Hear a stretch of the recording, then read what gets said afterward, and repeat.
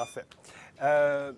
Bonjour bienvenue à nouveau à cette première séance. On a pensé qu'on ouvrirait le colloque avec une table ronde sur le thème général du colloque, soit vers la formation d'un champ scientifique, point de question, francophonie d'Amérique, interdisciplinarité et études comparées. Pour ce faire, on a rassemblé une belle brochette de chercheurs de disciplines et de régions, de disciplines très variées, de régions relativement variées. Je vais vous les présenter d'abord, puis ensuite je vous dirai comment ça va se dérouler. En allant de gauche à droite, tout à votre gauche, il y a Matthew Wade, qui est sociologue.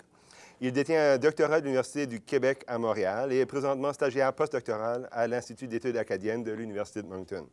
Ses travaux portent sur les liens entre politique publique, mobilisation sociale et production de savoir. Après s'être intéressé aux effets structurants du régime linguistique sur la francophonie canadienne, il s'intéresse actuellement à l'aménagement du territoire en Acadie du Nouveau-Brunswick. Bonjour Mathieu, merci d'être ici. Tout de suite après, on a Anne-Andrée Deneau, qui, elle, détient un DEA en sociologie de l'École des hautes études en sciences sociales à Paris et un doctorat en sciences politiques de l'Université d'Ottawa. Sa thèse s'intitulait « Divergence et solidarité, une étude sociopolitique des rapports entre le Québec et les francophones d'Amérique », donc un sujet pertinent pour notre table ronde s'il en est un. Ses derniers articles portent sur les États généraux du Canada français et sur la Commission sur le bilinguisme et le biculturalisme. Elle est chercheure associée à la chaire de recherche sur la francophonie et les politiques publiques de l'Université d'Ottawa, professeure de sociologie au Cégep de Trois-Rivières et chargée de cours à l'Université du Québec à Trois-Rivières. Merci d'être là. Ensuite, on a Chantal White.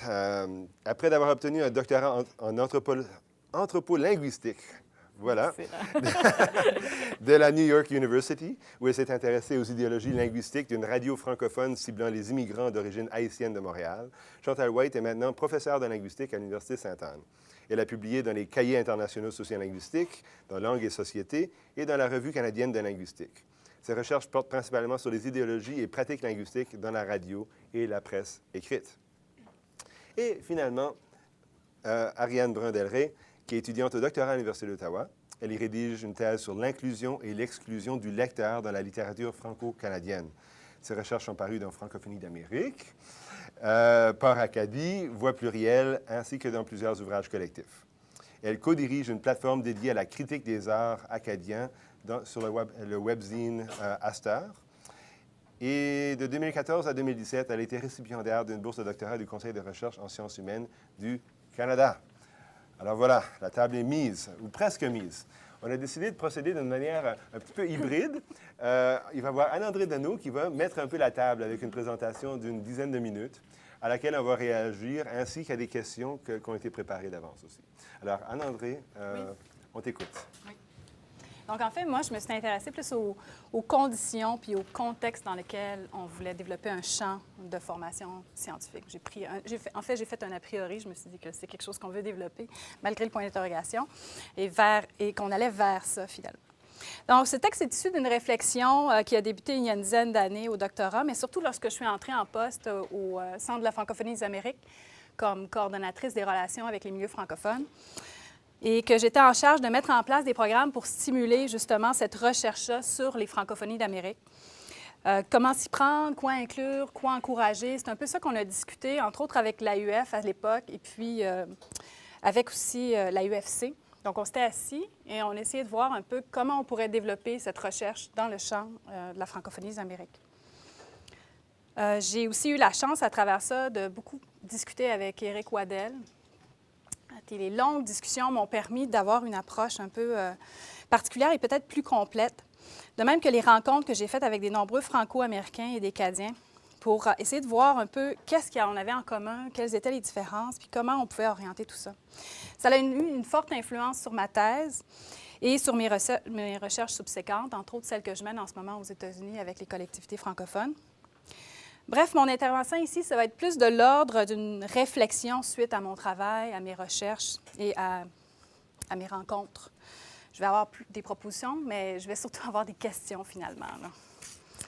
En essayant de mettre des mots sur ce qu'est les francophonies d'Amérique et sur le développement d'un champ propre, il y a une métaphore. Peut-être la métaphore est toujours un peu boiteuse, mais j'ai parti d'une métaphore pour essayer de réfléchir à ça. Celle du corps humain, ou plutôt de sa représentation technico-scientifique. On envisage la francophonie aujourd'hui un peu comme la médecine moderne envisage le corps humain, c'est-à-dire en parties distinctes. Il y a des spécialistes pour chaque organe ou chaque partie du corps, dermatologue, cardiologue, gastronomie, etc.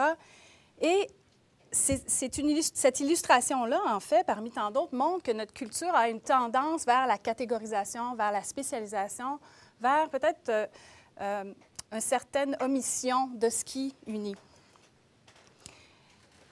Dans le milieu de la recherche, par souci d'approfondir les connaissances sur des sujets très précis, on a ainsi bien souvent étudié des collectivités francophones de façon indépendante, sous des thèmes bien particuliers. Ces recherches sur des collectivités spécifiques sont utiles et essentielles, mais donnent un point de vue partiel de la francophonie ou des francophonies nord-américaines et échouent à nourrir un champ scientifique plus large qui gagnerait ainsi en cohérence. Elles ont comme effet de mettre l'accent sur les différences et font peu de cas des liens entre collectivités francophones, du métissage, des mouvements au sein même de cet ensemble. Comme pour le corps humain, on voit la francophonie nord-américaine distincte, comme une addition de parties distinctes. On les voit un peu plus, c'est un peu, en fait, Dean avait l'image du fromage, là. Donc, tous des petits trous un peu partout, des collectivités. Puis moi, je prends le terme collectivité parce que ça a été aussi essayer de penser, est-ce qu'on parle de communauté, de nation, de peuple, de groupe, je trouvais que le terme collectivité permettait de rassembler un peu tout ça sans ôter rien, en fait, à chacune des communautés, des collectivités. Donc, c'est pour ça que je vous parle de collectivité. Donc, on a eu cette vision-là de la francophonie en partie distincte. Puis on a commencé à l'envisager ainsi, surtout dans les années 60. Parce qu'avant ça, cet espace plus large, le Canada français, qui incluait à la fois les Acadiens, les Franco-Américains, tout le Canada francophone, bien, devient donc une représentation d'espaces autonomes marqués par une ou des ruptures. Et ceci a des conséquences d'envisager cet espace-là comme ça. Comme l'énonce Bourdieu, les systèmes de classement que les agents sociaux mettent en œuvre dans leur pratique pour penser l'espace dans lequel ils sont entretiennent un rapport avec la structure de cet espace, de sorte que l'on peut faire l'hypothèse qu'ils sont le produit de l'intériorisation de la structure de cet espace. Il y a donc ici matière à réflexion concernant l'espace qu'on veut développer à travers un champ scientifique. Parle-t-on des francophonies d'Amérique, de la francophonie d'Amérique, de francophonie des Amériques? Il faut toutefois se rappeler que les sociétés ne se forment pas en autarcie, en isolement. Un peu comme les individus, elles se développent et se définissent en regard des autres qui les entourent. Dans un jeu de miroirs réfléchissants, pour utiliser la théorie de Charles Cooley, où la perception des uns influence les autres, de même que ce que l'on pense, que l'autre pense de nous. Bref, les relations et leurs perceptions sont primordiales et les collectivités francophones en Amérique sont un cas d'espèce. Dans cette même veine, viser le développement d'une approche holiste qui consiste à saisir les choses globalement, là, vraiment à la Louis Dumont, apparaît essentiel à une compréhension plus large du phénomène. À cet égard, l'interdisciplinarité et la multidisciplinarité me semblent une façon de permettre cette vue d'ensemble.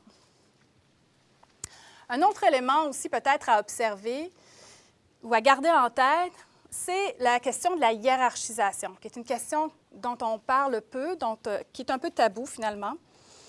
Bourdieu affirme que les systèmes de classement que les agents sociaux mettent en œuvre dans leur pratique pour penser l'espace, c'est le produit de l'intériorisation propre de l'environnement. Donc, ce système de classement en recherche en francophonie constitue, selon moi, un autre piège à éviter. Dans ce champ scientifique en construction, il y a certains rapports de pouvoir dont il serait bon de prendre pleinement conscience. Le premier concerne les francophonies entre elles. Dans une communication en collaboration avec Christophe Trenel, nous sommes interrogés sur la parcellisation de l'objet francophonie et de cette hiérarchisation des francophonies qui se joue entre collectivités dans une différenciation sociale qui établit une échelle de valorisation. Le deuxième concerne l'identité du chercheur, la provenance, son milieu, sa langue maternelle, l'identité professionnelle. Est-ce qu'en tant que chercheur, est-ce que cette identité m'empêche de prendre la parole au nom d'autres groupes Ou est-ce que, justement, par ma provenance, ça délégitimise mes recherches? Est-ce que la double ou la triple identité est possible? Est-ce qu'on peut être l'un sans trahir l'autre? Est-ce qu'on peut avoir différentes identités sans trahir notre autre identité? À cet effet, selon Bourdieu, les discours que les agents tiennent spontanément sur les pratiques concernées et les taxonomies qu'ils emploient pour penser ces pratiques ont quelque chose à voir avec la structure même de l'espace auquel s'applique ce discours et ses systèmes de classement.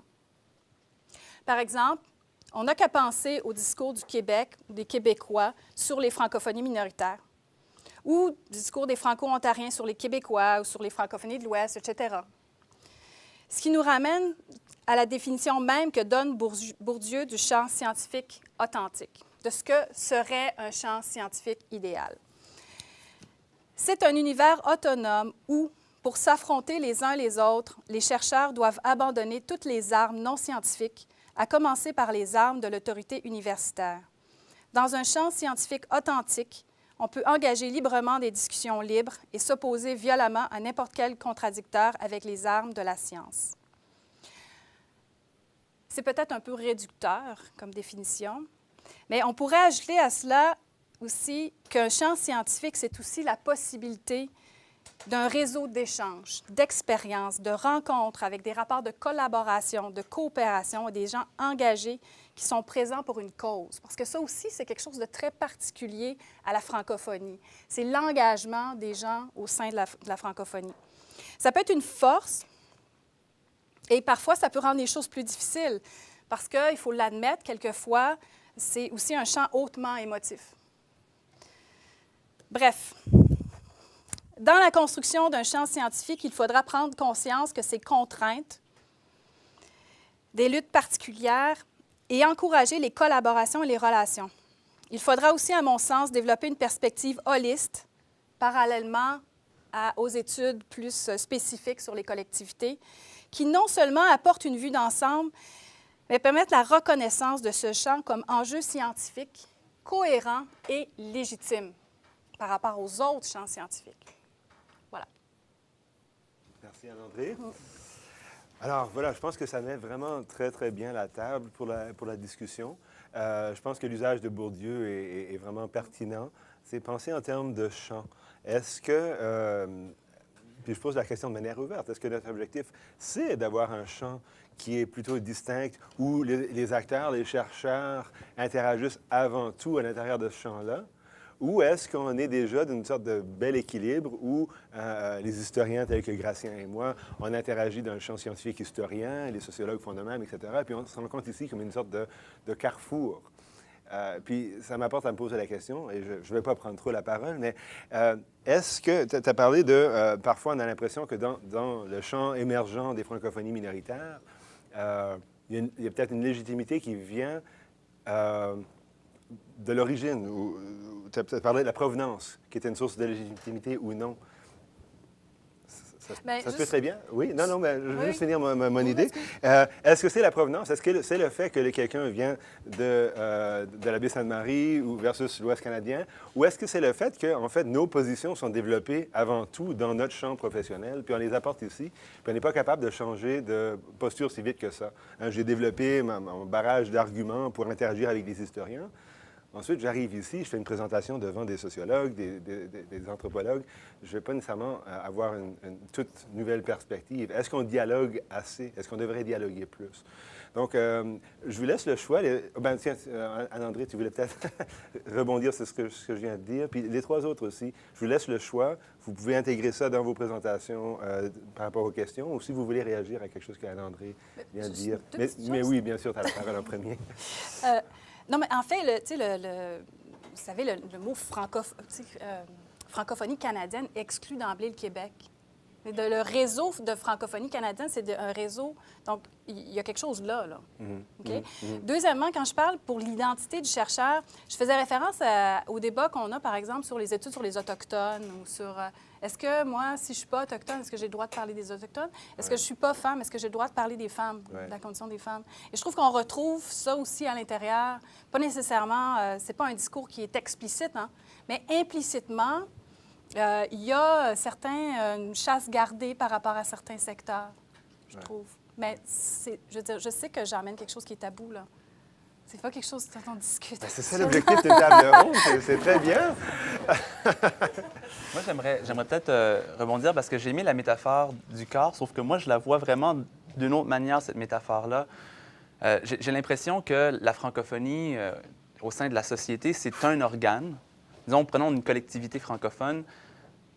Sur l'ensemble des territoires nord-américains, peut-être excluant le Québec, c'est un organe. Et nous, on devient un spécialiste, un expert de cet organe-là. Donc, moi, je suis un expert du pancréas ou de la francophonie, plutôt que d'être un biologiste de façon plus large. Et donc, on circonscrit dès le départ cet objet-là sur lequel on peut se prononcer légitimement, sur lequel on peut intervenir et dont on est l'expert parce qu'on en est issu.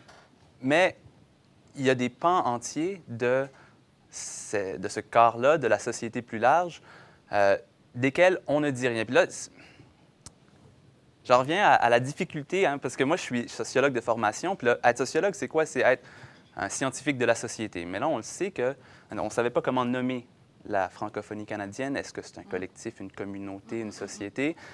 On a tendance à vouloir en faire une société. Hein, la vision que Thériault, faire société. Oui. Oui. La vision que tu as amenée aussi, Anne-André, la vision d'une revue comme Francophonie d'Amérique. Donc, de dire cet ensemble-là est un tout cohérent, c'est à la fois un espace social, c'est un désir de civilisation, etc.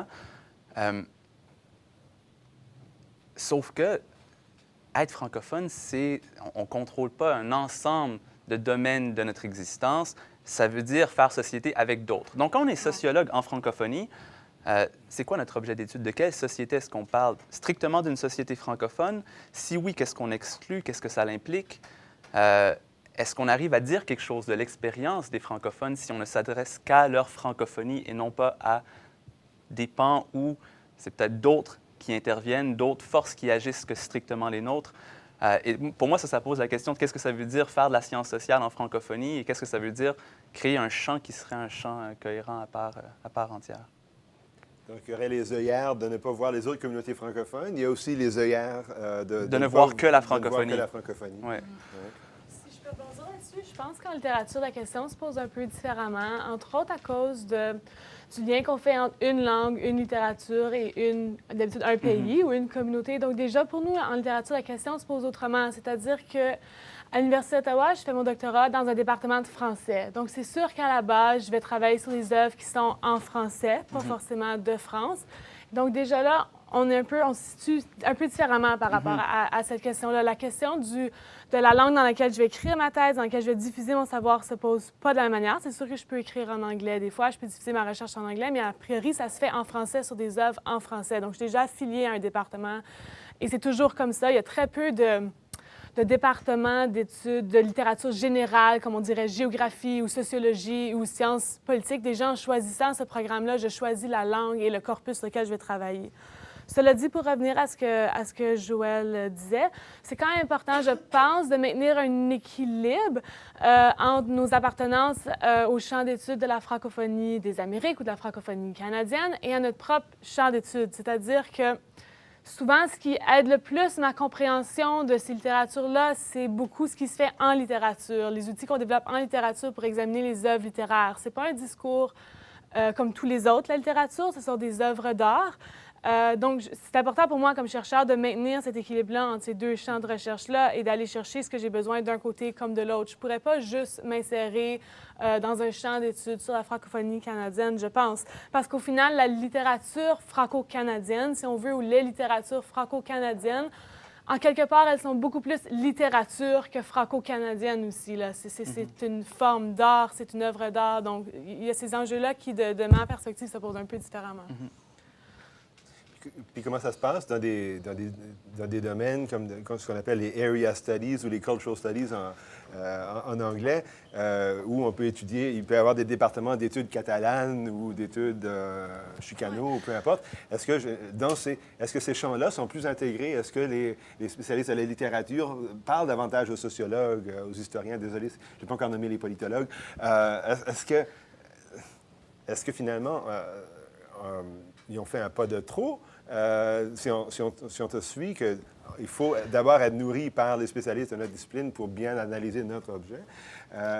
Est-ce qu'il se coupe davantage des disciplines mères que nous le faisons? Puis si oui, pourquoi nous, on n'a pas fait ce pas-là? Je dirais que justement, c'est important qu'on aille. Bien, premièrement, les cultural studies, c'est un phénomène encore plus anglophone que du côté francophone. Du côté francophone, on a par exemple des départements de littérature comparée. Mais encore là, souvent, les œuvres qu'on examine sont en français. Elles ont été traduites. Donc, même quand ce sont des œuvres qui viennent de différentes régions, souvent, pas toujours, si la personne qui les examine est bilingue ou trilingue, ça va se faire autrement. Mais je pense que c'est important que ces phénomènes-là aient lieu en même temps. Donc, je pense que c'est important qu'il y ait des départements de littérature comparée et des départements de cultural studies parallèlement à des départements. Et là, je dis départements, mais des colloques, des revues. Donc, c'est important que tous ces phénomènes-là, à mon avis, aient lieu de manière parallèle et qu'il y ait des endroits où on peut se rassembler comme littéraire, des endroits où on peut se rassembler en cultural studies, des endroits où on peut se rassembler pour parler d'études minoritaires. Donc, toutes ces configurations-là sont, à mon avis, nécessaires. Et c'est important de les maintenir de manière parallèle parce que ce sont, dans le fond, des lunettes qu'on porte qui font apparaître différents phénomènes. Et on a besoin, justement, de changer cette perspective-là pour garder, dans le fond, jeter un regard différent sur nos objets d'étude, je pense. Et je pense que ça revient aussi à la difficulté que Mathieu évoquait, c'est-à-dire que si, par exemple, on approche d'un point de vue sociologique, un francophone comme un francophone, bien là, on se bloque. Donc, c'est important d'avoir aussi cette espèce de background-là qui vient de la sociologie pour être en mesure de pouvoir les aborder autrement. Avoir une distance, même. Oui. Le parcours historique de la sociologie, hein, c'est...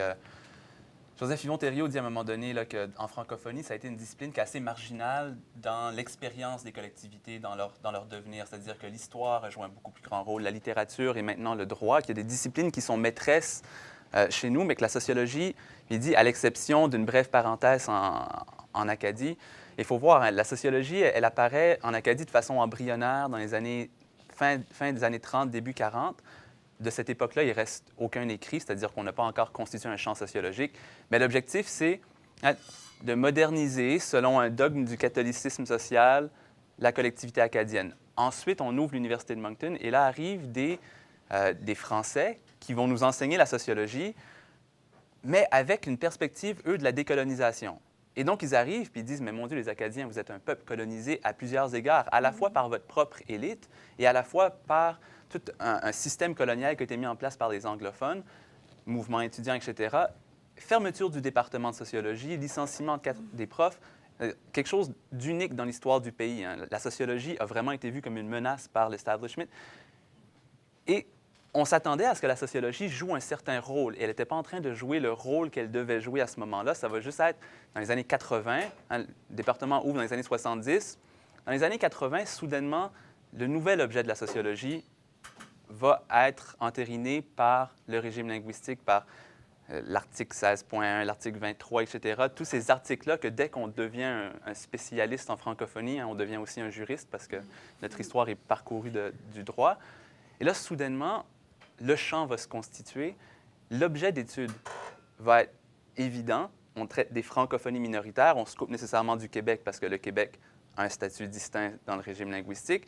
Puis toutes les dispositions du régime linguistique vont devenir des choses desquelles on va s'intéresser. La santé, l'éducation, là maintenant l'immigration, puis on le fait dans une optique qui est déjà toujours balisée. Donc moi, j'ai l'impression, en fait, que la sociologie a toujours eu une vocation non seulement nationale, de constituer l'Acadie ou la francophonie comme une entité nationale qu'on étudie en tant qu'entité cohérente, mais nationaliste aussi, c'est-à-dire qu'on participe, on est appelé à participer aux projets nationalistes tels qu'ils s'élaborent par les organismes puis par l'État canadien. Et donc ça serait une sorte de trahison de la sociologie? Ça serait une sorte de mise sous tutelle de la sociologie, selon toi? Bien, est-ce qu'on ne s'abreuve pas assez aux sources de la sociologie pour faire une pensée autonome? Oui, c'est mon avis à l'heure actuelle, là, mais c'est-à-dire une mise sous tutelle. Non, il y a des formes subtiles. Je ne sais pas, des chercheurs plus chevronnés que moi, je pense, pourront témoigner. Il y a plein de manières dont un État, des organismes peuvent réussir à mettre certaines questions sur la table, à financer, à légitimer certaines questions. Puis je pense qu'il y a aussi un désir des chercheurs de participer. Là. Ça, je ne sais pas comment exactement ça se met en place, mais pour sûr, on ne fait pas de la sociologie en francophonie comme on en fait ailleurs dans d'autres sociétés. Donc, suivant cette optique-là, pour revenir plus proche du thème, ça serait quelque chose de bon, de salutaire, que de rester proche des sources disciplinaires. Pour ne Ah pas... oui, je pense qu'on a besoin d'avoir un moment de cloisonnement disciplinaire en francophonie, oui. Moi, je trouve qu'on a besoin d'ouvrir en francophonie et d'utiliser beaucoup de disciplines, mais c'est sûr que c'est un autre point de vue. Là. On va passer dans la deuxième phase. Je pense que là, il y a beaucoup d'éléments qui flottent. La question 1, on va comme un peu y aller vite là-dessus. Je vais passer directement à la deuxième. J'avais prévu de vous demander comment ça se passait dans chacune de vos disciplines, la place de l'objet francophonie dans vos disciplines, les phases du développement et tout ça. Comment est-ce que c'est vu? Vous pouvez en parler de ça, mais on va quand même aussi aller tout de suite à la deuxième question de fond, qui est l'interdisciplinarité et la transdisciplinarité. Est-ce que les études dans votre discipline portant sur les francophonies minoritaires ont tendance à faire appel à la production d'autres disciplines? Est-ce que c'est quelque chose qu'on voit déjà? Ou est-ce qu'on a finalement plutôt une kyrielle d'études francophones, une en littérature, une... Puis, quand on intègre des études qui viennent d'autres disciplines, est-ce qu'on le fait comme une sorte de corps étranger, où on accepte les conclusions, mais on n'ose pas trop remettre en question le processus? Voilà. Oui? Oui, pourquoi pas? Je tripping, là. En fait, non, mais ça exclut pas ce que tu disais, par contre. C'est ça que je voulais préciser par rapport à... Moi, je trouve que le champ a besoin d'utiliser beaucoup de disciplines pour mieux le comprendre. Quand dans le point de vue holiste, c'est à la fois utiliser l'histoire, utiliser la science politique, utiliser la sociologie. C'est sûr que, je veux dire, c'est pas toujours possible, mais je trouve que c'est ça qui nous permet d'avoir la vue la plus complète de tout ça. Puis, tu sais, tu as raison quand tu dis, tu n'as pas le choix quand tu étudies les collectivités francophones, d'être un petit peu féru en droit. Tu n'as pas le choix de regarder les politiques linguistiques, même comme sociologue. Tu n'as pas le choix de regarder l'histoire aussi. Puis quand tu es capable de tout faire, je trouve que ça donne une perspective qui est autre. Maintenant, ça n'empêche pas, ça n'exclut pas le fait que des recherches très pointues sur certains thèmes, sur certains disciplinaires, bien, c'est très pertinent dans le champ, mais on manque, je trouve, de grandes recherches méta, macro, dans le champ disciplinaire. Là, tu parles de géographie, géographiquement macro, là. Ouais. Sociologiquement macro. Interdisciplinaire macro ou... Je veux dire, des comparaisons, par exemple, entre ce qui s'est passé aux États-Unis par rapport aux politiques linguistiques, aux droits linguistiques, versus ce qui s'est passé au Canada, ce qui s'est passé au Québec. Tu sais, c'est ça, là, c'est cette espèce... OK. On y arrive, Anne-André, on y arrive. Excuse-moi. On n'y est pas tout à fait. Ah, mais là, je suis quand même dans l'interdisciplinarité. C'est ça qui mène à ça. C'est bon, tu as encore un pied dedans. Chantal, je pense que... Bien, pour la linguistique, je dirais qu'il y a vraiment deux grandes tendances qui s'opposent. C'est d'abord important de mettre la table sur ces deux grandes tendances-là. Donc, d'une part, il y a une sociolinguistique qui est variationniste, qui a vraiment pris son envol à partir des années 60. Puis, de l'autre, il y a une sociolinguistique qui est plus critique. Okay? Puis, les deux font de l'interdisciplinarité d'une différente façon. Ça fait je suis beaucoup mieux placée pour parler de la sociolinguistique critique parce que c'est un peu plus dans ce domaine-là que je me suis dirigée. Mais pour la sociolinguistique critique, on emprunte énormément à tout ce qui est un peu le champ théorique de l'anthropologie linguistique.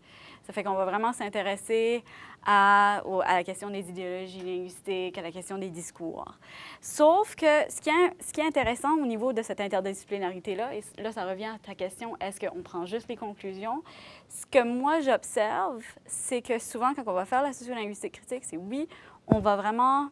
Nos maîtres à penser vont venir de l'anthropologie, mais les méthodes qu'on va utiliser pour faire nos recherches vont être beaucoup plus ancrées dans la sociolinguistique.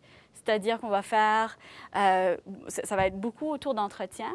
Oui, il va y avoir de l'observation participante, mais l'observation participante va venir juste informer ces entretiens-là. Mais il n'y a pas de... En anthropologie, la base de l'anthropologie, c'est vraiment le terrain anthropologique, ethnographique. On va sur le terrain, on reste là une année ou plus. Et ça, c'est quelque chose qui se fait beaucoup plus difficilement. Ça fait ce que la sociolinguistique critique va faire, c'est qu'elle va d'abord et avant tout travailler sur... Les chercheurs vont travailler sur leur propre collectivité. Donc, en ce sens-là, il y a comme une certaine observation participante, mais il n'y a pas vraiment de terrain ethnographique. Ça fait que ça, c'est un peu là où l'interdisciplinarité va se faire. Donc, ça va être vraiment plus au niveau des théories qu'au niveau de, comme, des méthodes, je dirais. Puis ensuite, pour ce qui est de la sociolinguistique, même variationniste, eux vont dire que même s'ils s'appellent sociolinguistiques, ils vont dire qu'ils sont beaucoup plus orientés vers l'anthropologie qu'ils le seraient vers la sociologie. Puis ça, c'est peut-être un problème qui va s'appliquer à toute la sociolinguistique, c'est que on a beau s'appeler la sociolinguistique, on n'a pas de véritable dialogue avec la sociologie. OK? Donc, oui, il y a certains théoriciens qu'on va citer beaucoup, par exemple Bourdieu, c'en est un de nos préférés. On va le citer beaucoup, on va l'utiliser beaucoup, mais de là à avoir vraiment une perspective théorique, sociologique, moins. Je dirais que c'est à peu près là qu'on se situe. C'est assez similaire, je dirais, en littérature, c'est-à-dire qu'il y a des recoupements qui se font assez naturellement avec d'autres disciplines, comme avec la linguistique, avec la sociologie, avec la traduction. Et là, on va aller chercher des notions, des fois des méthodes, mais ça s'applique plus ou moins. Nous, notre corpus, on n'a pas de terrain à faire. Notre corpus, ce sont des œuvres qui sont déjà publiées la plupart du temps. Et là, l'autre penchant, par contre, c'est qu'on est souvent assez réticent à ce que les œuvres littéraires soient utilisées par des chercheurs de d'autres disciplines parce qu'on a toujours peur qu'elles soient un peu instrumentalisées et qu'on vienne mettre l'accent sur l'aspect politique de ces littératures-là, qui n'est en fait qu'un seul aspect de la littérature franco-canadienne, par exemple. Donc là, il y a toujours des risques d'accrochage, puis les artistes le ressentent, ça, par exemple. Donc les artistes ressentent que la communauté met beaucoup de pression sur eux pour agir comme porte-parole de cette communauté-là, pour créer des œuvres qui représentent ces communautés-là.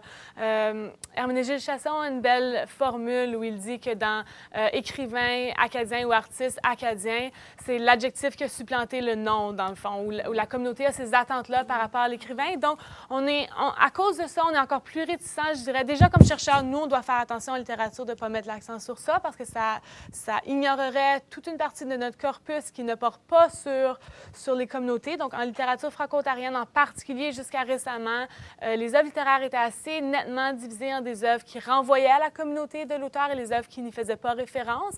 Et si on adopte une perspective trop francophoniste, on risque d'oublier la deuxième partie des œuvres. Donc, il y a toujours cette tension-là et on est réticent quand les chercheurs, malheureusement, on est réticent quand les chercheurs de d'autres disciplines essaient de s'approprier ces œuvres littéraires-là et d'en faire des documents sur ces communautés-là.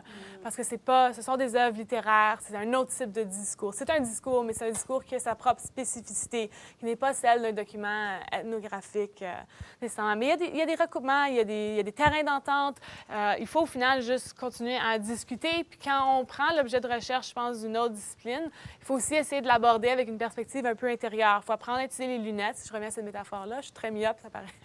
Donc, il faut aussi essayer d'apprendre à utiliser les lunettes des autres chercheurs aussi, je pense, en regardant ces... Puis il faut être à l'écoute des réticences, je pense, des chercheurs des différentes disciplines par rapport à leur propre objet. Moi, j'ai l'impression qu'on fait beaucoup d'interdisciplinarité, mais sans nécessairement le vouloir, comme s'il y avait juste certains concepts qui, d'eux-mêmes, s'imposaient. C'est avec ces concepts-là qu'on arrive à décrire la francophonie, puis ils viennent de plein de disciplines. Par exemple, complétude institutionnelle, qui est un concept qu'on voit un peu partout, qui est reconnu par les tribunaux, qui vient de l'étude des minorités ethniques, des minorités immigrantes. Vitalité ethno-linguistique, qui vient de la psychologie sociale, qui est inscrite dans le régime linguistique. Gouvernance communautaire, qui vient de la science politique, qui fait partie du régime linguistique aussi. Donc, on a tous ces termes-là qui viennent de plein de disciplines connexes, qui sont toutes de près ou de loin intégrées à ce grand régime linguistique-là et qui sont naturellement les termes avec lesquels on réfléchit à cette entité-là. Ce qu'on met de côté, par contre, je ne sais pas si on fait de la sociologie, hein, il n'y a pas de grand débat théorique, méthodologique entre sociologues sur comment aborder cet objet-là, sur c'est quoi notre objet d'étude, c'est quoi les concepts avec lesquels on doit l'aborder. Tous ces grands débats-là qui structurent la sociologie américaine, française, même québécoise, etc., ne font pas partie de nos débats, nous, en sociologie francophone. Et le monde qu'on observe, c'est comme s'il était composé de gens qui sont tous francophones, pour qui le statut social, la classe sociale, a très peu d'importance, à moins que ça ait un impact sur le risque de transmission de la langue, où le fait d'être homme ou femme a peu d'importance, à moins encore que ça ait un impact sur la transmission de la langue, où les immigrants ne sont visibles qu'à condition qu'ils ne participent à notre communauté en venant dans nos écoles. Et donc, on a un univers social qui est quand même assez unidimensionnel, assez limité, et où je pense qu'on ne fait pas suffisamment usage de toute la palette de concepts et d'outils d'analyse que chacune de nos disciplines nous envoie. On a vraiment ce genre de mélange-là, qui est un mélange singulier qu'on hérite ou qu'on a construit en partenariat avec l'État canadien et qui, aujourd'hui, je pense, est vraiment devenu assez hégémonique dans la conscience que nous, on a de nous-mêmes en tant que chercheurs, que les collectivités ont d'elles-mêmes en tant que milieu associatif, puis que l'État a des francophonies en tant qu'entité qui chapeaute. Là. Ce que j'entends, c'est une sorte d'hésitation. Je pense que j'ai entendu de chacun d'entre vous des bonnes raisons de rester ancrés dans nos disciplines, parce que sans ça, on risquerait d'être peut-être un peu trop nombriliste ou de perdre de vue des outils théoriques qui sont très utiles. De l'autre côté, j'ai aussi entendu, on se plaint du fait qu'il n'y a pas comme de cadre théorique là, qu'on peut partager pour analyser cet objet-là. Donc, je sens qu'il y a une sorte d'hésitation. C'est un peu comme les mariages exogames. Mais une question qui vient de me venir, puis avant de passer aux deux autres volets, là, qui est comparer les différentes minorités entre elles, puis l'interaction avec le monde extra-universitaire. Mais à Ottawa, au CRCCF, sous Anne, on a fait le projet Ottawa. Elle cherchait finalement un moyen de rassembler des chercheurs de plusieurs disciplines autour d'un projet. Elle a passé des mois à faire le tour des départements, puis elle est arrivée à la conclusion que un objet territorial comme Ottawa, ça s'y prêtait bien. Est-ce que vous y avez participé? Est-ce que ça, c'est une avenue, peut-être, de faire en sorte qu'on puisse tous parler de la même chose? On parle tous d'Ottawa ou de Moncton ou peu importe, mais en apportant chacun nos orientations. Est-ce que ça, c'est une porte pour plus pouvoir dialoguer, pour être forcé à dialoguer? Puis, très rapidement, parce que je veux passer aux comparaisons des différentes francophonies. Bien, je travaille en ce moment sur le musée virtuel qui découle de ce projet-là, Chantier Ottawa, en fait. Parfait. Est-ce que c'est des silos ou est-ce que c'est... Bien, il y a deux choses. Je l'avais justement prévu dans mes notes d'en glisser un mot. Je pense que c'est un très beau projet pour montrer justement que les différentes disciplines peuvent se rejoindre et chacune apporter son point de vue sur un objet d'étude commun, qui dans ce cas-ci est Ottawa comme ville française, Ottawa lieu de vie français. Il reste, par contre, encore là, moi, je ne suis pas certaine que ce soit négatif, que le projet a été pensé en fonction de différents volets, selon différentes disciplines. Il y a eu des recoupements, par exemple, le volet culture regroupe des gens de littérature et théâtre, par exemple. Donc, déjà là, on rejoint des chercheurs de différents départements ou différentes disciplines et on leur suggère de réfléchir ensemble à la vie culturelle à Ottawa. Fait qu'il y a eu des bons recoupements. Je pense pas que ça a été toujours facile, mais je pense que le résultat est vraiment intéressant aussi. Fait que oui, en partant d'un espace comme ça, du territoire, ça peut fonctionner. Là encore, en littérature, se posait la question, est-ce que je parle des écrivains qui ont écrit sur la ville d'Ottawa ou est-ce que je parle des écrivains qui viennent d'Ottawa? Donc là, j'ai essayé de trouver un équilibre entre ça. Donc, il faut garder ça en tête aussi, toujours. OK. Rapidement. Oui, moi, je suis convaincu que c'est par le territoire qu'on va réussir à trouver des points communs, qu'on va réussir à rallier le Québec dans le giron des études sur la francophonie.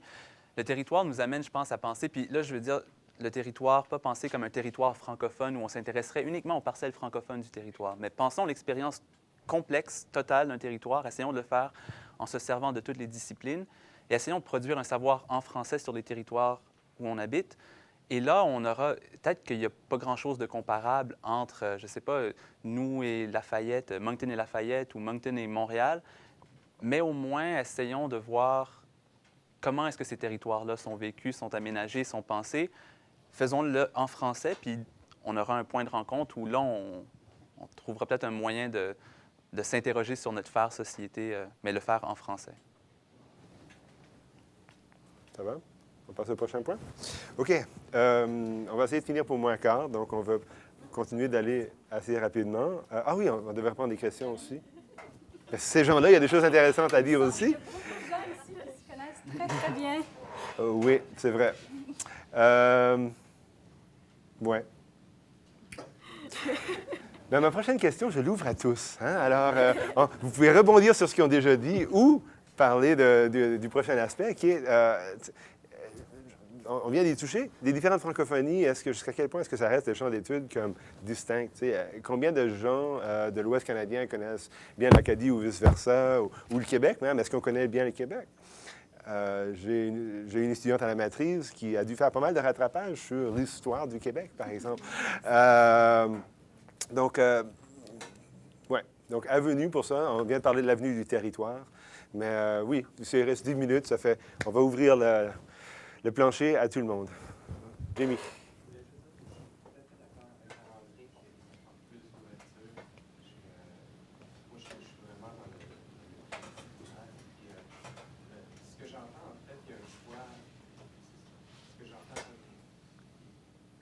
Quand on commence à faire des études, on choisit une discipline, déjà il y a un choix. Donc, aller vers l'interdisciplinaire, c'est accepter qu'on met ça un peu de côté. Lorsqu'on décide qu'on se consacre à l'Acadie, à l'Ontario, c'est aussi un choix, il y a un engagement. Donc, si on veut sortir de la comptable, il faut aussi accepter qu'on passe par-dessus ça. Moi, je l'ai accepté depuis longtemps.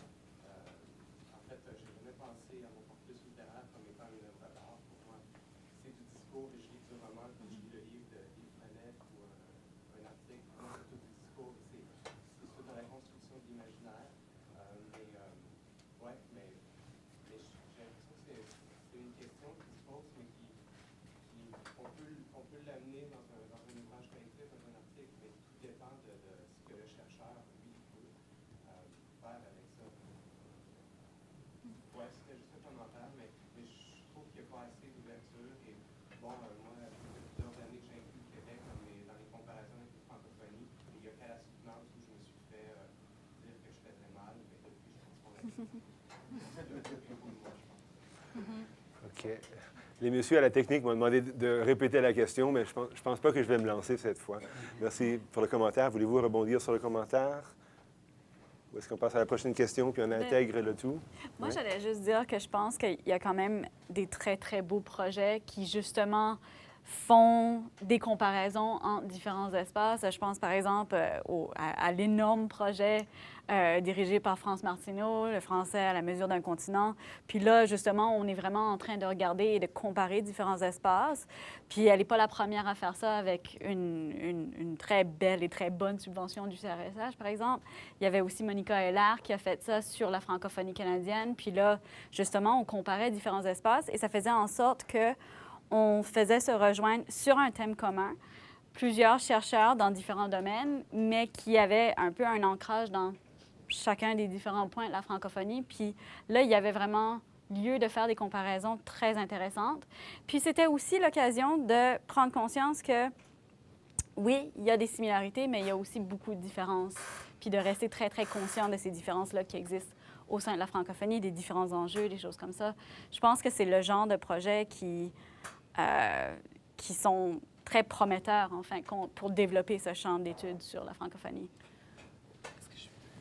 Non, je peux pas rebondir. Oui? 30 secondes. Bien, en fait, justement, je pense que ces différences-là sont super importantes. Pas juste de les observer, mais après ça, de voir, bon, il y a cette particularité-là en Acadie. Est-ce qu'on l'a aussi en Ontario français, par exemple? Et pourquoi on ne l'a pas si on ne l'a pas, par exemple? Donc, je pense que de fonctionner à travers les régions, ça fonctionne très bien, puis ça stimule énormément la réflexion et la recherche. Et c'est très important, oui. Tu encourages de poser la question. Pourquoi si? Oui, c'est ça, On oui. n'a pas la même dynamique dans un autre endroit. Monsieur derrière. Linguiste en moi s'émerveille de voir comment la francophonie est polysémique. Francophonie 1, francophonie 2, francophonie 3. Il n'y a pas grand monde qui s'entend, dans le fond, sur ce que c'est que la francophonie. Les Français vont dire c'est les autres, c'est pas nous. Les Québécois voudraient s'inclure, mais les gens au Québec les a exclus un peu de facto. Je pense que ce serait de bon de s'entendre en partant sur ce qu'est la francophonie, ce qu'on veut que ce soit. Enfin, c'est mon impression, comme si je suis linguiste de formation. Je m'étonne d'entendre, dans le fond, ces différents discours qui se positionnent à différents endroits. Est-ce qu'on continue de la francophonie ou est-ce qu'on trace la ligne? Est-ce qu'il faut la tracer?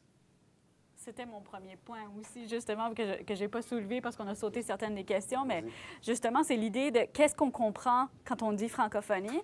Puis, ce qui est intéressant de voir, c'est qu'en fin de compte, ça ne veut vraiment pas dire la même chose pour tout le monde. au Canada, on a vraiment une définition qui remonte à la première définition qui avait été proposée de francophonie, c'est-à-dire est francophone, la personne qui naît francophone. OK?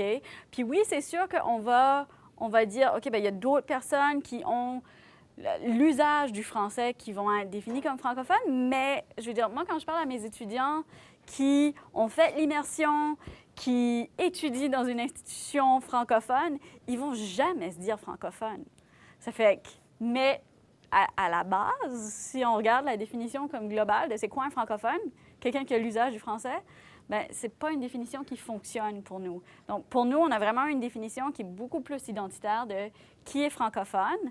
Et puis, Jean-Marie Klinkenberg disait, en fin de compte, que souvent, dire francophone minoritaire, c'est un pléonasme. Okay? Parce que les seules personnes qui ont besoin de la francophonie, c'est justement les minoritaires, parce qu'on a besoin de se rattacher à quelque chose de plus grand. Okay? Donc, c'est pour cette raison-là que les Français n'en ont pas besoin. Et puis que maintenant, au Canada, on a tendance à aussi un peu exclure les Québécois de cette entité francophone-là, ou du moins francophone minoritaire. C'est paradoxal parce que au Canada français, le fait d'échanger canadien-français pour francophone, il y avait plein d'inconvénients à ça, mais s'il y avait un avantage, c'est que ça aurait pu être plus inclusif aussi. Là.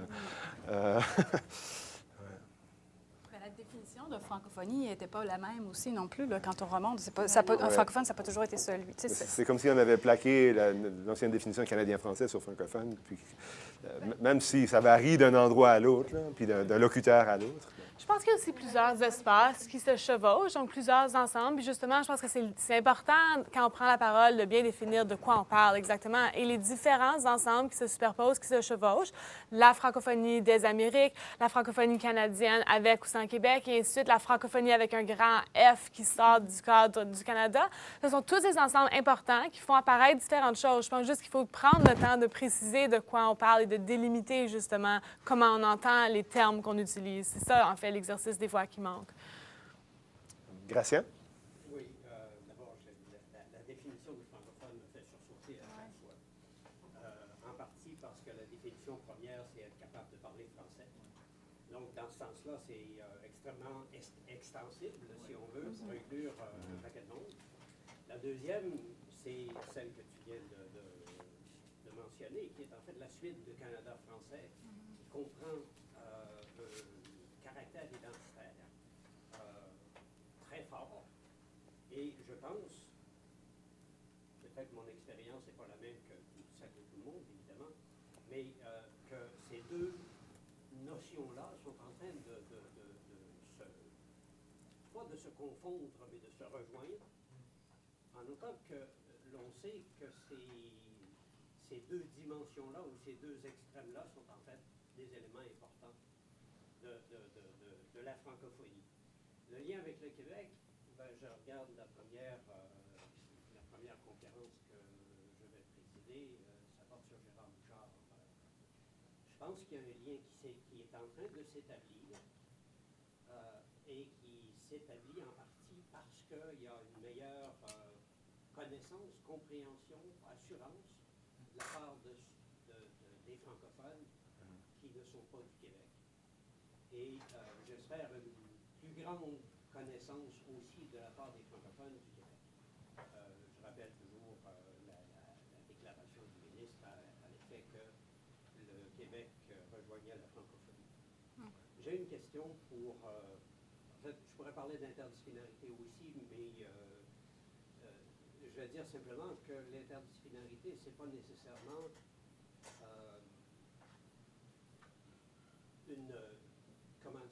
c'est pas nécessairement une formation comme telle. C'est de plus en plus, ça devient une formation, mais c'est de plus en plus, c'est surtout d'arriver à intégrer, et on l'a souligné à plusieurs reprises, d'intégrer des notions qui viennent d'ailleurs. Je fais une distinction très, très nette entre interdisciplinarité, multidisciplinarité, puis transdisciplinarité. Pour moi, l'interdisciplinarité, c'est une personne. La multidisciplinarité, c'est plusieurs personnes qui travaillent ensemble. Ma question, c'est à propos du projet Ottawa, jusqu'à quel point les personnes qui sont arrivées, ou les chercheurs qui sont arrivés au projet Ottawa, à partir de leur discipline, ont été influencés, ont intégré des notions qui venaient des autres disciplines. L'une des difficultés de l'interdisciplinarité, c'est d'être un peu en surface plutôt que d'être un peu plus en profondeur. J'en suis très conscient, mais d'une certaine façon, en fait, la question, c'est ça. Jusqu'à quel point de travailler en multidisciplinarité mène à une forme d'interdisciplinarité selon des définitions que je viens de donner. Vous avez 15 secondes chacun. Après, ça va être la pause café. Merci, Gracia. Ben, pour le projet Ottawa, j'ai l'impression qu'on a travaillé peut-être plus de manière multidisciplinaire qu'interdisciplinaire, mais peut-être que c'est une étape nécessaire aussi pour arriver à faire vraiment de l'interdisciplinarité.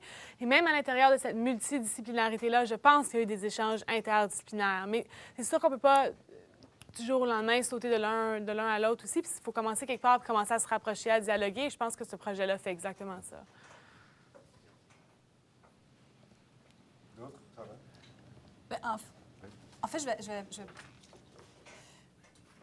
vais faire un petit saut. Je trouve qu'on devrait aussi, dans l'interdisciplinarité, travailler beaucoup plus sur les relations, travailler plus sur ce qui se passe entre les collectivités, mais entre les disciplines et tout. Des ouvrages comme celui de M. Frenette, par exemple, c'est des ouvrages vraiment complets, beaucoup de méta, que je trouve vraiment intéressants. Puis travailler sur le actuel maintenant, ça, c'est une perspective plus historique, mais le maintenant par rapport à... Je ne sais pas si je suis claire, là, mais par rapport aux relations, parce qu'en ce moment, on a des frontières qui sont totalement artificielles par rapport à des groupes, des collectivités humaines. Tu sais, je veux dire, les Acadiens au Maine versus les Acadiens, il y a pas... Puis je trouve qu'il n'y a pas assez d'études sur ça. On s'en tient aux frontières. Voilà. Mais le prochain, commence pas à 10 heures? T'es pas sérieux? Il met sur le stress. C'était la pause. Oh merde, je viens de... Oui, je m'excuse. Je l'ai juste accroché.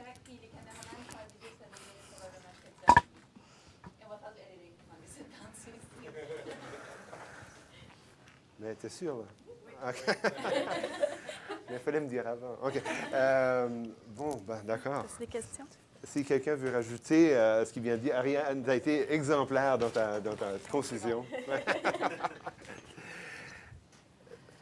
Clint. Je serais, parce que je pense que ça va revenir plus tard dans le colloque, j'aimerais en fait savoir, parce que c'était une de tes questions, Joël, comment ça se passe dans les différentes institutions. Ouais, voilà. Et surtout dans l'esprit du réseau, quel est le lien entre chercheurs et communauté que je ne sépare pas, donc comment le chercheur est placé au sein de la communauté. Ça s'applique parce qu'on a des campus urbains, des campus très ruraux. Voilà. Je pense que c'était une des questions, n'est-ce pas? Yves. Chantal faisait référence au projet de France Martineau. Je pense que l'interdisciplinarité, moi je continue à travailler comme historien à l'intérieur du projet. Il y a des linguistes, il y a un sociologue, il y a dans les collaborateurs, il y a des géographes aussi.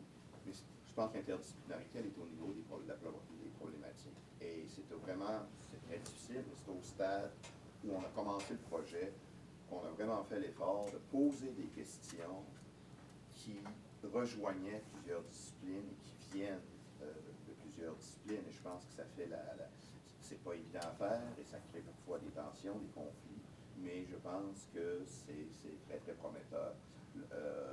L'autre question, que je voulais aborder, c'est souvent aussi, parce qu'il a fait référence, il y a une tension entre les citoyens en nous et les chercheurs en nous. Et une de ces tensions-là, c'est que bien des citoyens minoritaires franco-canadiens, la Louisiane, c'est un repoussoir. C'est un repoussoir parce qu'au Québec, on entend la louisianisation. Exact. On a entendu acadianisation aussi. Ouais. C'est très, très méprisant. Mais en même temps, ce qui se passe en Louisiane, la recherche sur les recherches sur la Louisiane, les recherches sur les métis qui sont aujourd'hui anglophones, ce sont les deux champs présentement, en histoire en tout cas, qui sont les plus novateurs. Si on est historien de l'Amérique francophone, puis on ignore ce qui se passe en Louisiane et ce qui se passe chez les Métis, on manque le bateau parce que ça, justement en raison de l'évolution de ces sociétés-là, les chercheurs posent des questions que nous, on ne pose pas sur l'Acadie, sur l'Ontario ou sur le Manitoba. OK. J'ai l'impression, puis je veux que vous rebondissiez là-dessus, mais juste pour ajouter, je pense que ça rejoint un peu aussi ce que Matthew Wade disait par rapport au rapport au reste de la population, en quelque part. Tu sais, comment penser la minorité si on parle très peu de l'environnement dans lequel il se trouve? Puis juste un exemple récent sur l'Ontario français, il y a le collectif sur le règlement 17 qui est sorti. Puis un des articles, selon moi, qui apporte le plus de connaissances, c'est Jean-Philippe Croteau qui a simplement s'est demandé que disaient les Irlando-catholiques pendant ce temps-là. Hein? À quoi ça ressemblait ce débat-là de leur point de vue? Pourquoi on n'a pas fait ça avant? C'est difficile à l'expliquer. Mais donc, voulez-vous rebondir sur ce que Yves disait et sur ça? Bien, il y avait eu une question, parce que tu avais posé la question de comment est-ce que ça se passe ou toi, tu posais comment ça se passe dans nos institutions respectives. Et là, moi, je trouve que c'est intéressant parce qu'à l'Université de Moncton, on ne s'est jamais remis, la sociologie ne s'est jamais remise. Hein, il y a à tout défaire 3 profs avec un département, on n'est pas sûr s'ils vont être renouvelés. Par contre, on a un doctorat en littérature, un doctorat en linguistique, une maîtrise en histoire. Un doctorat en psychologie. Un doctorat en psychologie. Et donc, on voit les disciplines qu'on a jugées importantes. La sociologie, elle a gardé son rôle un peu marginal. Mais par rapport à cette définition-là de l'objet, moi, je crains là-dedans à travailler toujours notre frontière, puis je n'ai pas envie de dire la frontière artificielle, mais notre frontière identitaire, puis à en faire un objet d'étude, quasi naturel, quasi exclusif. Moi, je crains là-dedans une forme de folklorisation, parce que je regarde, moi je suis sociologue, là, puis là je vois, on vit dans l'ère de l'Anthropocène, les changements climatiques, il y a de la pollution, il y a de l'étalement urbain, il y a des questions comme celle-là. Est-ce qu'elles sont francophones? Est-ce qu'elles ne sont pas francophones? Est-ce que les francophones interviennent d'une certaine manière, oui ou non? Est-ce qu'il y a des alliances qui se créent? Et ces enjeux-là, si on ne les aborde pas et si on ne pense que notre capacité à nous reproduire en tant que groupe linguistique, bien là, je crains qu'on rate l'essentiel puis qu'on se retrouve avec une belle langue qui ne dit rien, là. Moi, je n'ai pas l'impression que c'est ce qu'on fait, par contre. J'ai l'impression que, oui, il y a des recherches qui se font sur les francophones, mais ce n'est pas uniquement à propos de la reproduction linguistique, puis ça serait plate si c'était tout ce dont on était en mesure de parler. Je ne trouve pas qu'on travaille beaucoup la démarcation de notre frontière, c'est-à-dire de définir les francs, qui en fait partie, qui n'en fait pas partie, mais on fait un énorme travail sur la frontière. Mm. Je poussais Yves à définir un peu plus, là, qu'est-ce qui rend ces travaux sur la Louisiane et les Métis féconds, là, et un exemple pour... La complexité. Moi, j'allais dire tout simplement que moi, j'apporte un regard de louisianiste et de louisianais, et je le dis à tout moment et à tout venant, mais la question raciale est un phénomène, un principe structurant de la société nord-américaine. Et dans nos études sur la francophonie canadienne, c'est comme marginal, c'est exotique, alors qu'en fait, ça traverse comme le genre. Hein? C'est comme le genre, quelque chose qui structure l'expérience humaine, et la colonisation a fait en sorte que la race l'est aussi. Et ouais, souvent, quand moi j'en parle, c'est vraiment intéressant, mais c'est extérieur. Et ça ne l'est pas. Et ça ne l'est absolument pas. Allez voir ce que disait le Globe de Toronto des Canadiens français de l'Est de l'Ontario pendant la crise ou avant la crise du règlement 17. On voit que la question raciale elle est très, très importante. Mais je suis assez d'accord qu'en littérature aussi, la question des frontières, c'est-à-dire qu'on se questionne beaucoup sur c'est quoi notre corpus, c'est quoi les limites de notre corpus. Un écrivain qui est né en Ontario, mais qui habite maintenant à Gatineau, est-ce que c'est un écrivain franco-ontarien? Donc, on se pose ces questions-là, puis des fois... Mais c'est vrai, dans le fond. Donc, on se pose ces questions-là, puis des fois, il faut faire attention de ne pas se cloisonner. Donc, il y a un phénomène, par exemple, en Alberta, où il y a un grand nombre de romancières qui publient en anglais d'excellents romans. Et si on définit la littérature franco-canadienne comme étant en français seulement, on passe à côté d'un phénomène super intéressant en ce moment. Donc, il faut aussi savoir assouplir ces frontières-là quand c'est absolument nécessaire. Bien, pas juste quand c'est absolument, mais il faut aussi garder l'œil ouvert pour ces phénomènes-là. Puis, ouais. Je trouve que cette discussion-là est extrêmement féconde, mais ça masque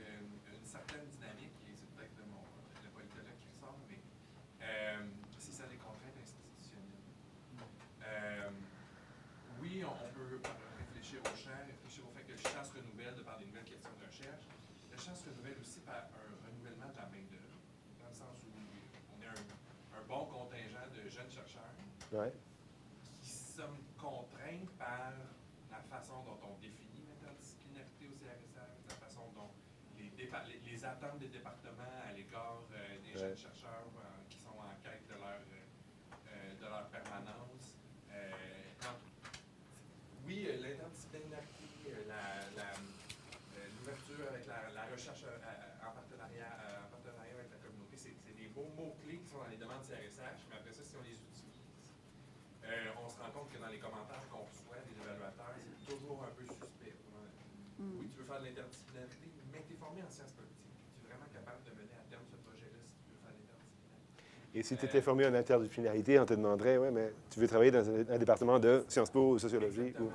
Donc, on peut avoir toute cette bonne volonté-là, mais il reste qu'en bout de ligne, si on veut à terme avoir une carrière de chercheur et contribuer d'une façon ou d'une autre à notre communauté, on n'a pas le choix de se plier à ces contraintes-là pour une certaine période de temps. Et après ça, quand j'aurai, si un jour j'ai un poste et j'ai 55 ans, je pourrais peut-être me permettre de faire des grandes demandes au CRSH avec des partenariats, avec une interdisciplinarité. Mais en ce moment, je peux difficilement me le permettre parce que j'ai l'air suspect à l'égard de tous ceux qui veulent soit me financer, soit m'engager. Je peux te rajouter quelque chose aussi? Il faut se l'avouer aussi, c'est pas un champ très sexy, là. Non, ça aussi. Particulièrement au Québec. Particulièrement au Québec. Je veux dire, c'est pas vendeur, là. Voyons donc. C'est pas sérieux, là. Change de sujet, là. Tu n'auras jamais rien avec ça, là. En faisant mon doctorat à l'Université de Montréal, combien de fois on m'a dit que tu travailles pas sans catalogue, ça serait un peu. C'est ça, exactement. Mais exact. Ça, c'est en lien avec justement les ressources. Comme tu disais, c'est comme un cercle vicieux, mais c'est pour ça aussi qu'il faut légitimiser, il faut faire en sorte que le champ devienne quelque chose qui est au-delà de simplement une... Tu sais, c'est comme vous disiez, par rapport à la race, par rapport à différenciation sociale, par rapport à comment on peut l'inscrire de façon un peu plus large. M. Wade l'a dit, s'il ne ferme pas, s'il ferme le poste. Pardon? M. Wade l'a dit, il ferme 3 postes, il ferme 3 postes. Donc, qui va parler? Tu peux avoir un rêve d'avoir un poste un jour. Combien d'années tu vas l'avoir ce rêve-là? Un moment donné, tu disparaîs de la scène. À l'hémicycle, il y a pas de cause. Mme Martineau, qui était les linguistes en l'air? Qu'est-ce qui se passe? Est-ce que l'élève va embaucher un linguiste? Encore des deux. En tout cas, je vous laisse. J'ai deux messieurs ici, je pense que j'ai vu celui-ci en premier. Je pense que le problème ou le questionnement qui est en train d'être regardé est très intéressant. J'étais très content d'entendre une définition de la francophonie où je me sens inclus. À 6 ans, je parlais français. C'est la langue de mon pays, la langue officielle. Ma mère ne parle pas français, mon père ne parle pas français. Et si on définit le francophone comme étant celui qui a une langue maternelle, la langue maternelle est le français, je ne suis pas inclus. Et je pense que le problème que nous avons comme chercheurs, ce n'est pas du tout l'objet d'étude, mais plutôt notre propre questionnement sur nous-mêmes. Pourquoi? Parce que l'objet d'étude ne veut pas, si on veut véritablement le saisir plutôt pleinement, on a besoin de le regarder de différents angles. On a parlé de systémique, on a parlé de regarder interdisciplinaire, etc. Nous vivons dans un monde qui de plus en plus refuse comment on a été façonné comme chercheur. On nous a façonné avec une mentalité close. On regarde l'objet d'étude par un seul aspect. Et on est un peu disons, on est un peu perdu si, par exemple, un autre chercheur d'une autre discipline vient regarder l'objet différemment. Cette différence, c'est une réalité de nos jours, que ce soit au niveau culturel, intellectuel, quoi que ce soit. Et cette différence est à prendre maintenant comme un enrichissement de ce que nous faisons. Donc, il y a toujours intérêt à aborder un problème d'étude avec une contribution de différentes disciplines.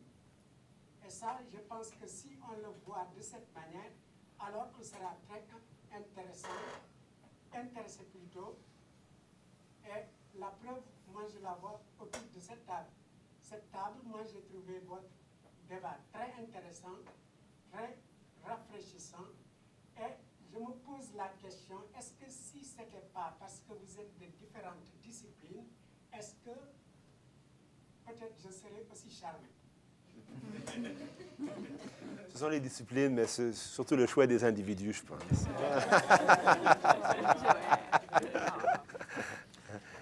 Voulez-vous rebondir là-dessus? Le choix des individus. Ouais, c'est ça. Il y avait derrière aussi. Je vais essayer de faire un commentaire assez bref parce que ça m'interpelle à plusieurs égards. Mon ancienne vie, je suis doctorant en sociologie de la science et ça fait 8 ans que je fais de la statistique linguistique. Donc, il y a des éléments. Vous avez un problème d'universitaire au sens où l'organisation de l'université en champ disciplinaire vit dans le fond une période de transition difficile parce qu'on s'intéresse à des objets qui sont transversaux. Or, il y a un élément qui est inhérent au champ scientifique, c'est la reproduction des agents. Et elle se fait encore et toujours sur base disciplinaire. Donc, sur la base d'un objet, aussi légitime soit-il. Je travaille à Statistique Canada dans un environnement qui est d'emblée multidisciplinaire et qui justement est organisé sur un plan thématique. On fait, dans le fond, de la statistique linguistique. On n'a pas d'historien, on n'a personne en littérature, en sociolinguistique, mais on travaille avec des démographes, sociologues, économistes, géographes. Il y a plusieurs disciplines qui sont mises à contribution. Mais cette multidisciplinarité-là se fait, dans le fond, au prix d'une définition assez précise de notre objet. C'est-à-dire qu'on ne s'intéresse pas à tout et on le fait dans une perspective qui est la nôtre, qui est celle de la statistique. Or, définir, c'est exclure. Vous avez soulevé la question de la définition de la francophonie. Et c'est tracer une frontière entre ce qui est légitime comme objet et ce qui ne l'est pas. Donc, c'est un problème majeur dans cette volonté de constituer. En fait, je pense que le champ de recherche, ou l'objet de recherche se constitue assez bien. Le champ scientifique, c'est une autre question qui est beaucoup plus complexe à ce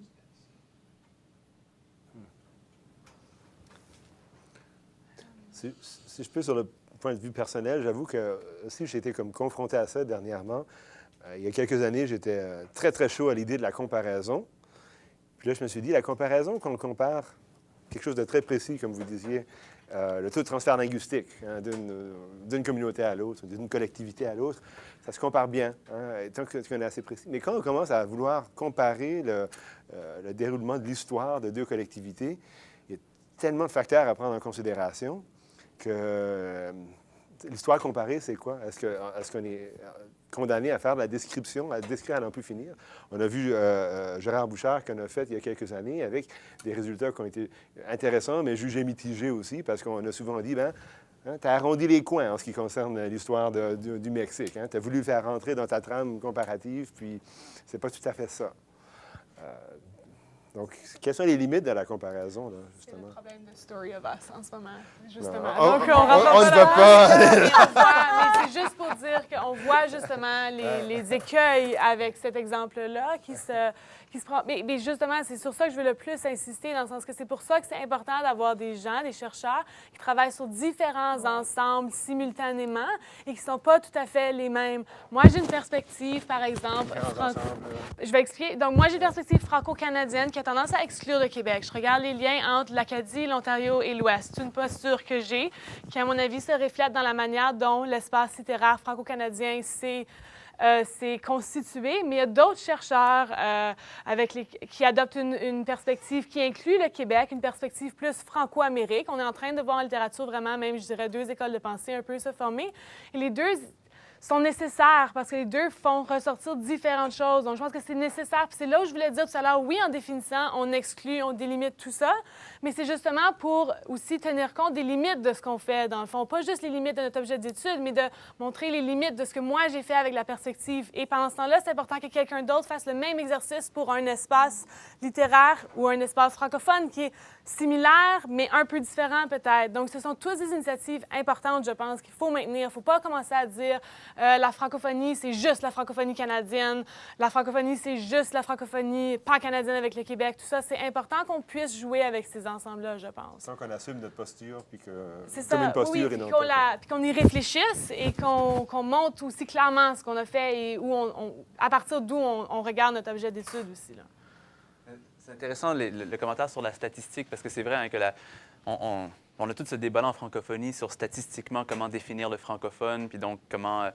mais on voit apparaître là aussi, je pense, une forme de tabou scientifique où, hein, tu vois, comme il y a toujours, Clint parlait du repoussoir l'autre jour, mais on ne veut pas être la Louisiane, le Québec ne veut pas être l'Acadie, puis les statistiques nous démontrent constamment qu'il y a, par exemple, si on s'intéresse aux statistiques linguistiques, ce transfert linguistique-là.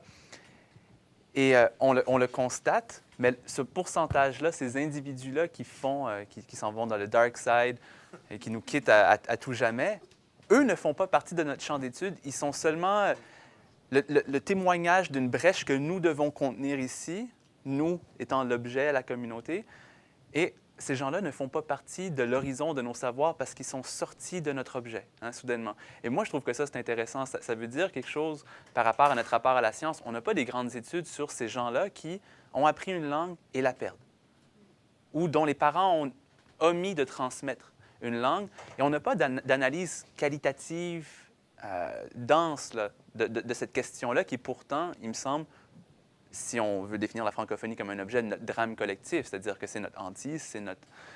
Mais ça, on l'a très, très peu abordé. Puis je trouve que c'est intéressant parce que la statistique, on va vraiment juste s'en servir comme la délimitation de notre objet. Puis ce pourcentage-là,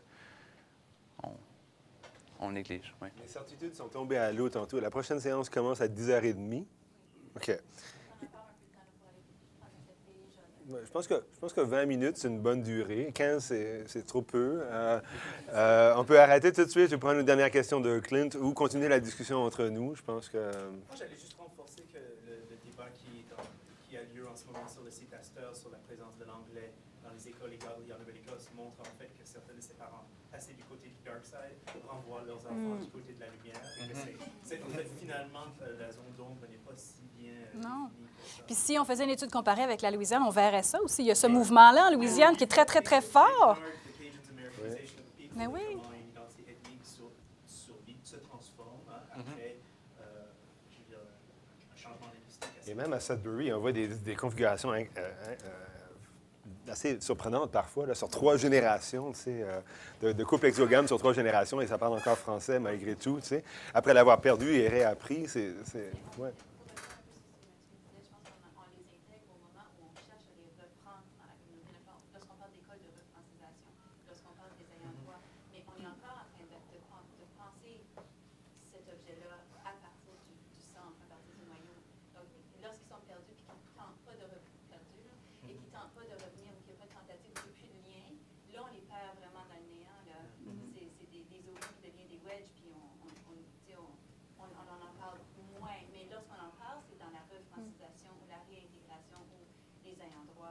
Ce que je veux dire aussi, c'est que c'est peut-être les chercheurs, mais les Sarah McNeil et Daniel Boutin qui écrivent dans Astor, en fait, sont en train d'en parler. C'est peut-être juste pour les chercheurs de les rattraper. Et le mot de la fin pour Gratien. Deux choses. Premièrement, j'ai entendu le mot observation participante. C'est un terme sociologique. L'historien le fait en termes de critique des documents. C'est un dialogue avec le document. Évidemment, le document répond à ce que l'historien voit, mais pour moi, il y a une comparaison assez nette entre les deux en termes de méthodologie. C'est jusqu'à un certain point l'interdisciplinarité. Mon dernier point, au niveau de la question de la francophonie. Dans une recherche il y a déjà très longtemps, j'avais rencontré une mère de famille qui se disait canadienne-française, sans parler un mot de français, parce que à l'époque des grandes festivités, elle faisait des réunions, de la cuisine et canadien-français. On la place où, cette personne-là? Je l'ai entendu aussi. Oh, yeah, I'm Acadian. Yeah. C'est cette continuité-là qui, je pense, doit faire partie de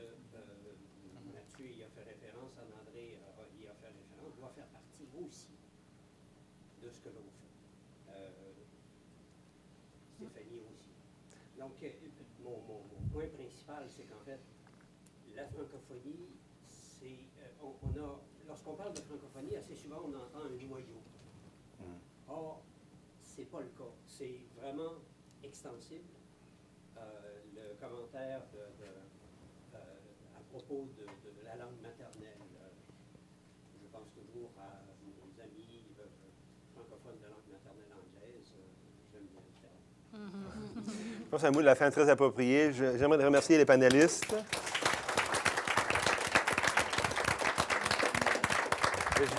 Et je vous lance 2 invitations. D'abord, de faire la pause, bien sûr. Aussi, demain midi, les 2 midis, en passant, il y a des dîners qui sont fournis.